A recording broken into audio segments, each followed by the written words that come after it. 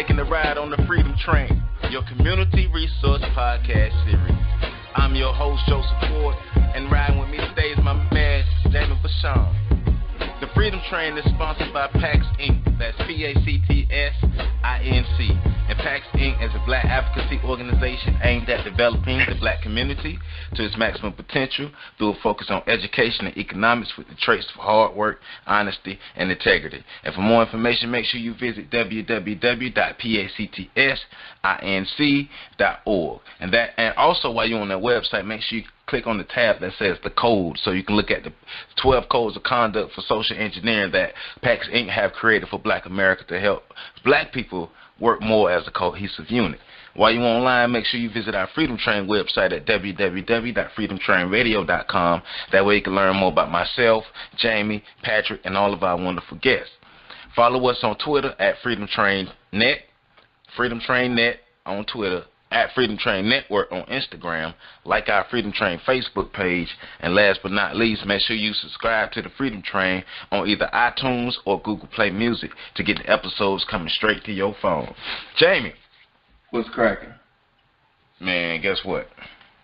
What's happening? Nah, your boy Mike Vick tripping though. He tripping, but we'll get back to that today. We'll get back to that. I just think he just made me think about it. Michael Vick. He made me think about it. But today's show, so you with me, Jamie? You with me? I'm with you, man. I'm finna take you on the journey, right? So about 2013, right? Right. Me and Pat, we used to have these long conversations about doing the podcast, and so we actually started the Freedom Train. That's when we first started it up, and I was on my phone. I think he was on his phone, and so our homie Sam Carter was like, "Hey man, I can help y'all get to a radio show if y'all want. I can help y'all get to an actual radio station if y'all want to do that." So we did. So Sam did what he needed to do. Bam, we got everything connected. We got sponsors and everything. So we was actually within, I say, 6 to 8 months of the Freedom Train starting, we were actually able to get on the terrestrial radio station. And so that helped build the audience of the Freedom Train. And eventually, we came back to the podcast format. But Sam Carter is a part of the history of the Freedom Train and helping to start the show, and is also our guest today. And also, he was very instrumental in helping us get a lot of this stuff going on. So, Sam, what's going on, man? Man, what's going on with you, buddy? Everybody good? Everybody straight. Everything good, man. Well, first of all, welcome back. You family, so welcome back to the train. Oh, yeah, man. You know how it is, man. I got some big things coming down the road for the train as far as sponsorship and some other things that we've been working on. It's not like we've been gone or separated from one another. We just kind of been off doing some other ventures and doing some things to kind of help focus in the method of how we operate. Yes, sir. Yes, sir. Yes, sir. Yes, sir. You already know I'm with you. So you know what I'm saying. But one of the reasons why I want you on the show, because I know what you do, and I know you do a lot of good things in the community. And most people in this city of Tallahassee, like you always say, you the Wizard of Oz. So you the dude behind the curtain making a lot of things happen. And so right. I want a lot more people, not just in Tallahassee, but around the world, who gonna listen to this to know about you and what you do, because you deserve your credit. So that's one of the reasons why I want to go ahead and get you on this show, so we can spread your information a little further. Well, man, I sure appreciate that. Man, ain't no problem. So, Jamie, you know how we do this, man. All right, so I got a little backstory, man. I known Sam, the whole Carter family. I known you guys since I was in like 3rd grade. I was actually the water boy for Ricketts High School up until I went there, and looking up to Sam, looking up to Antonio, man, you guys were like football guys to me coming up. So first of all, thanks for the great influences coming up, man. Watching you guys do your thing, you coaching and everything like that. You always been a positive influence for me, so I appreciate that. Man, I appreciate y'all cats for paying attention enough to follow me. Nah, we knew who you are, man. You ring bells out here on these streets. But so before we get too deep into things, man, I know who you are. Joe know who you are. We kind of want to know, give y'all listeners some background information of who you are and why you choose to give your time to the community. Well, basically, man, I'm just a a hometown guy who started out here in Tallahassee, you know, just wanting to play football, you know, coming out of the environment that most folks tell you that you're not going to make it out of. So, you know, I took heed at an early age, man, because I had two little brothers that I wanted to be straight. I didn't want them to grow up and have bad situations and things going on that I saw and grew up around. So I made it a conscious effort to be successful so that I can make sure that my brothers saw a positive way of life to help change their life. I tell guys and I tell people all the time, don't make better decisions, change your choices. If you want a better life, give yourself choices that when you make a decision, no matter what decision you make, is going to have a good output. So, you know, that's what I just wanted to try to do. And just growing up here in Tallahassee, man, seeing the good, bad, and the ugly, you know, we got hoods all over the world, but, you know, I believe my hood is just like anything else. There's some bad things and some good things going on. And I just always wanted to be a part of being the good. So after I left school, I came back home and started coaching and working, you know, at my old high school, wanting to help kids and help guys get off to the next level because, man, I was able to see some things by being a student athlete that you only get to see if you are a student athlete, if you go to the military, or if you are some sort of an entertainer. So the life I was able to see was totally different than a lot of my homeboys and friends who ain't no different than me, but it was because I chose the route of athletics and education that I was able to, you know, kind of, you know, get out of the hood and be able to see some things different and get a different outlook and an out perspective on life so that when I came back home, I was able to share that with others, and now I feel like I got the recipe. I know exactly what needs to be done for our young men and athletes and guys that participate in sports, young ladies that participate in athletics. I got the recipe for their success. There are things that you got to do in order for outcomes to be in your way. And, you know, so I just decided to come back home, put a company together, and do some things in the community that was going to better suit our kids and folks that came up in the environment that I did so that they would have better choices. And that's pretty much what came out, man. That's what's up. And it's like, now for most, if you're not from Tallahassee, you really don't, you're not going to fully get it, but you went from Houghton Street to Utah. So could you speak about, like, what was different about going from Houghton Street to Utah, and what did you have to kind of learn to, I mean, not Utah, my bad, Idaho. You went from Houghton Street to Idaho. And so what did you have to learn quickly to make sure that you could make it and survive? Well, I mean, you know, just survival skills. I was like a fish out of water. I mean, I was truly an alien in the environment that I was in Pocatello, Idaho. I mean, which is right across the border from Salt Lake City, Utah. You hear me talking about going to Salt Lake and all that stuff all the time. So, but yeah, man, I mean, just being out on that side of the country was totally different for me particularly, but being in the environment where it was a predominantly Mormon environment, that was less than 1% blacks on our campus, that a lot of our cultural and problem-solving methods and issues, a lot of those folks that I was dealing with didn't understand. So, you know, it was a culture shock for sure, because I wasn't used to the way the Caucasians and white folk, that we would call them, act on that side of the country. The racism and the just in-your-face, just negative attitude towards blacks, that's not out there on that side. Now, I'm not saying that it doesn't exist in a different manner, in a different way, but those folks on that side of the country are not openly in your face not liking you. So, you know, it was different to see a person that don't look like you actually open their arms and accept you and be genuinely cool with you. You know what I'm saying? So that was a difference for me when I had just came from Mississippi, because remember now, when I left Tallahassee and went to school, the first stop was a junior college because I didn't have the grades or the test score out of Rutgers to go to a 4-year school. So I had to go to a school in Mississippi, and the school that I went to was not far from where they filmed Mississippi Burning. You know what I mean? So I went to school in the Delta. And, you know, it was a different look on white folk out there. So just the transition from Ricketts to that environment and then from that environment to Idaho, I mean, it's something that we have to train and teach our kids how to do and adjust to. I had to learn on the go, but we have to train our kids how to be successful in those environments. That's true. Absolutely. That's true. So one thing you hit on there, you kind of hit about athlete consulting as one of your skills. So for those who don't know, what is athlete consulting and why are your services needed for athletes and their families and such? Well, just look at the natural general numbers at hand. There are, out of so many hundreds of thousands of kids, there's a very small percentage that make it to college. And out of that small percentage that actually make it to college, there's an even smaller percentage of that group that actually play Division I college athletics. That's at that BCS level.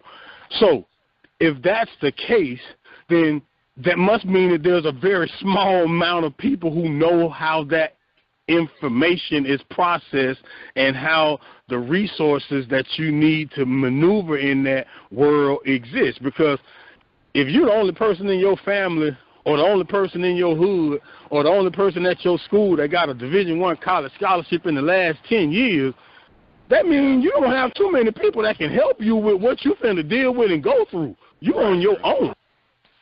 So a lot of times our kids are placed in environments that when they call home, there's nobody there that can help them with processing what they're going through. Yes. Nobody. Their mama didn't go to school and play football.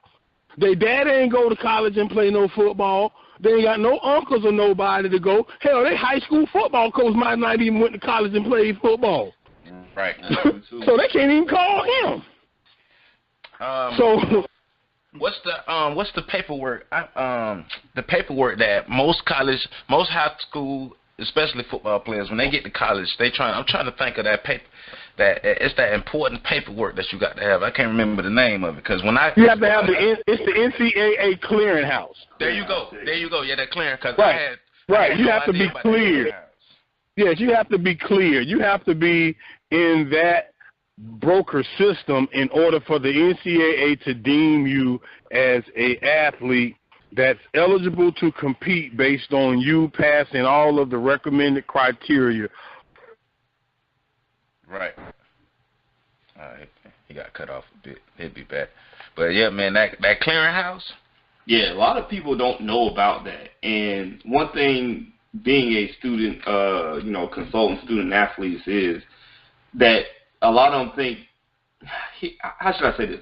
A lot of people don't even realize the amount of opportunities that's out there available to them, and that's why they need a consulting to actually somebody to tell them, hey, you're looking at all these other schools, but there's so many other schools. Schools have football teams, but you're not even applying for them. You're not even putting yourself out there. But you know what? I'm mad. I'm gonna be real. Like my senior year, Sam wasn't at Ricketts anymore.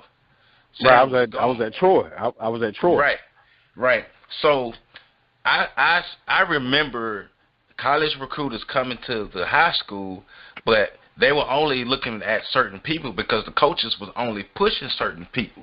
And so it was an atmosphere of like what happened to the classes under us, because my 2002 class, I feel like we were the last class of those who just had to get it off the muscle. Everybody under that had somebody who actually knew a little something, and we suffered from that. So everything like you're saying, Sam, like we don't know none of that stuff coming out. Well, our schools hire black men for discipline reasons. They want to have muscle and hands and all hands on deck when things go wrong. They don't hire us. They don't put us in position for things that go right. That's not what we're there for. Second of all, coaching is a supplement. That's not a job. Teaching is a job. So your football coach is your science teacher or your math teacher or your language arts teacher. He's not a college-bound student-athlete counselor. That's not what he's at the school for. So a lot of times our parents and folks depend on people to help our kids with transition and moving to the next level when really that person is not even on campus. So you have to look for outside resources for those purposes.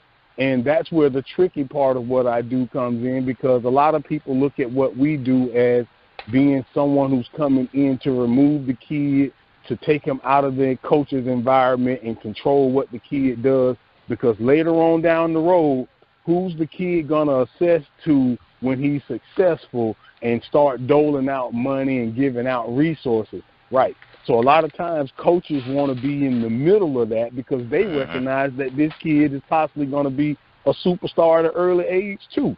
So everybody's trying to live and breathe off of this superstar that's in the making. And that's where our community lose at.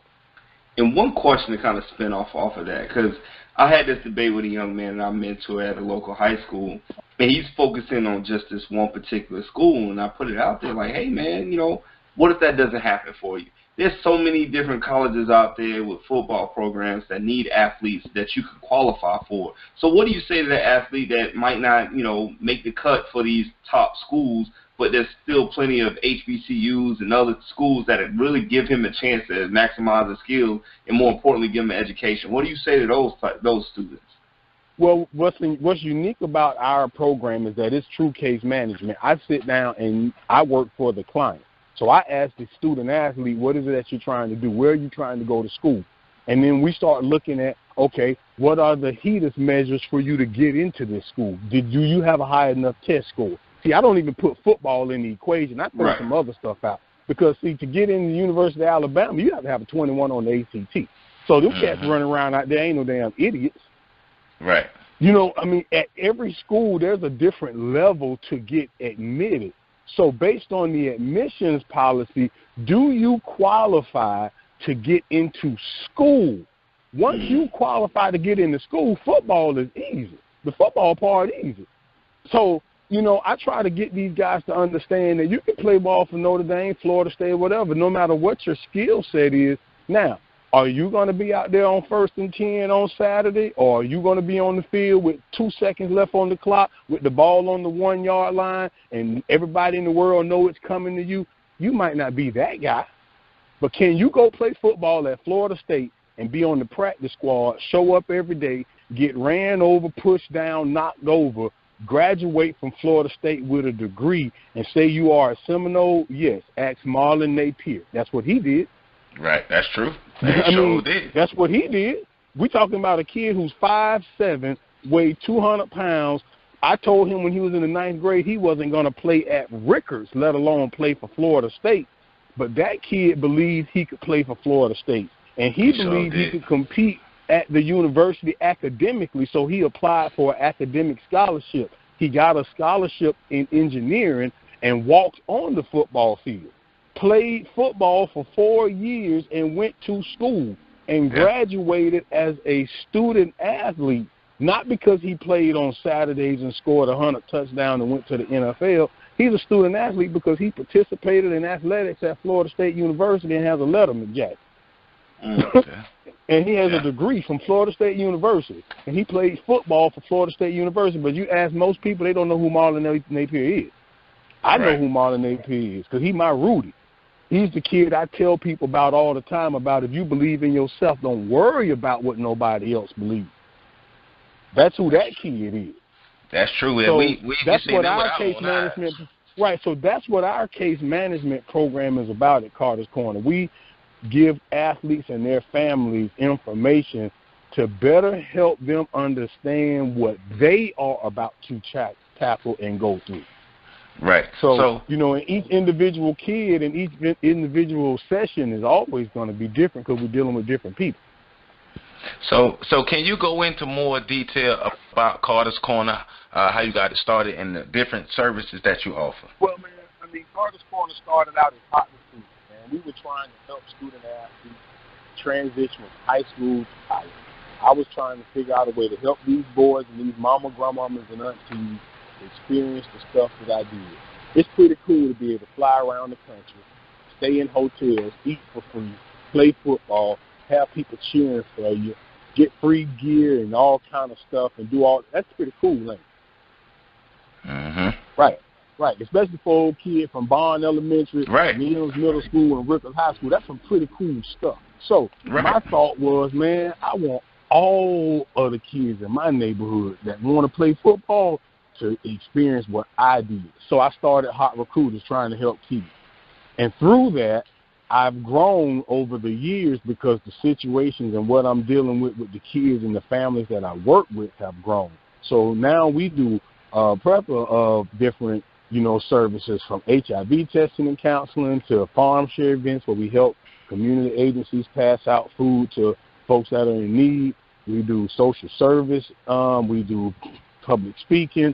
I help people with consulting for, small grassroots agencies, how to get involved with community outreach. We do a bunch of things. We're working now on a preparatory program for student athletes that are graduating in limbo between high school and getting into a college of their choice. We do mental health facility out in Woodville, Florida here, where we have 5 young men that are staying in our home that are under a 70 IQ. Just basic mental health issues, just need day-to-day, counseling and things of that nature. So, we do a lot in the community, but everything we do is still centered around helping the kids. Right. See, and that's what, that's what a lot of our companies and agencies that work with our youth fail. They only want to help the kids. We provide wraparound services at Carter's Corner. I help the entire family. I'm tired of sending Mr. Potato Head home with his face put together all in the right places, and then tomorrow morning when I get him back, his nose where his eye is supposed to be. And then I keep fixing him every day, and then I keep sending him home every day, and he keeps coming back to me different than when I sent him. At some point in time, somebody's got to go find out who's putting this baby together every morning before he come to you. Because when he leaves me, he's fine. When he come back is when he messed up. So I go home with these guys. I work in the community. I talk to these families and these athletes and the people that live in my community to see where their needs are. Because if we don't help the family, the kid's not going to be focused on helping himself because he's going to be too busy trying to help mama, grandmama, and auntie. Absolutely. Yeah. But I think that's why your services are so great, because the pressure get put on, especially these young men who want to play, these young black boys who want to play football and basketball, and everybody realize that they have talent early in life. Everybody realize that they have talent, but nobody tries to develop them, like you said, as a person, like prepare them for that next level because they don't know. So being able to have services like yours is great because the kid can come in and be able to matriculate, like from a young person through high school, even through college, and even through adult life with the life skills, being able to have. And we do post-career services. We do post-career services. I help these kids while they're in college, around their junior year, because I don't lose contact with these young men and folks unless they lose contact with me. I can't help a ghost. My number ain't changed in 20 years. So, it can't be me that ain't talked to you. You ain't talked to me. I mean, you done changed 4 or 5 phones. I can't keep up with you. So how about you keep up with Coach? And if you need me, this is where you can find me at. So my guys and young ladies know this. And some of them, I don't hear from them for 4 or 5 years until they call me back and say, Coach, I'm about to graduate. I'm trying to get a job. What do I need to do? And then I'll get right back into their lives as if it was yesterday and start taking them through the process just like I did with a young man on Friday. Coach, I'm graduating on August the 5th from Florida State. I want to be a teacher and a coach. What do I need to do? All right, son, first things first. Go down to the Department of Education, second floor. Fill out the application for the process to begin for you to apply for a teaching certificate. Also apply for a coaching certificate. Then go down to the school board and fill out your paperwork to become a substitute teacher so you can get your foot in the door, as well as put your paperwork in to become a full-time staff, because once the Department of Education sends you back your letter saying that you're eligible to receive a teaching certificate, a principal can hire you for 3 years while you work on getting certified. So you can actually be teaching. So that's the stuff that we take our athletes through. I do post-career development with these kids. I work with them with post-career stuff such as non-traditional sport jobs. You played athletics. You've been in college. what part of the football game did you like the most? Was it working outside? Was it being in the office? Was it selling tickets? Do you want to be a vendor? Do you want to represent athletes? I mean, there's a lot of stuff you can do within sports. So I try to get guys and young ladies to see those avenues, and then we help them with post-career stuff. That's what's up. See, once again, hang around you and listening to you talk about this stuff.